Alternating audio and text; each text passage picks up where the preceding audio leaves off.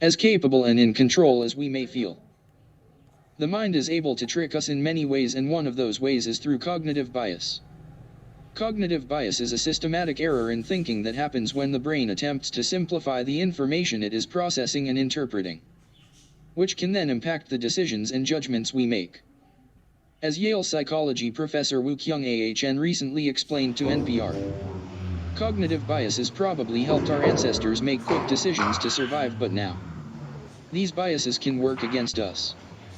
There are all sorts of cognitive biases, ranging from anchoring bias, the tendency to categorize information on a subject based on the initial fact you learned about it, to the Dunning-Kruger effect, when people, not you, of course, are unable to recognize their own incompetence.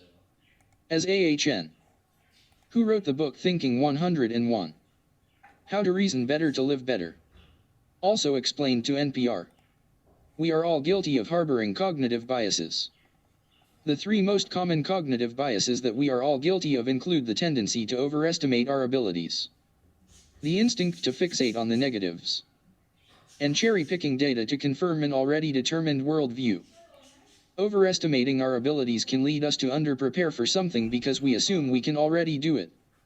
Always fixating on the negative can hold us back from making an important decision, such as buying a house or switching jobs.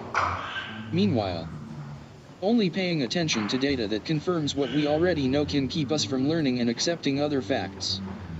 As Ahn notes, the general strategy for avoiding cognitive bias is to be aware of our predisposition toward bias, and to pause before making a decision so we can better question our assumptions. The bias will still be there, but taking that extra moment to interrogate what we are doing and why can help reduce our tendency to make decisions based on faulty assumptions.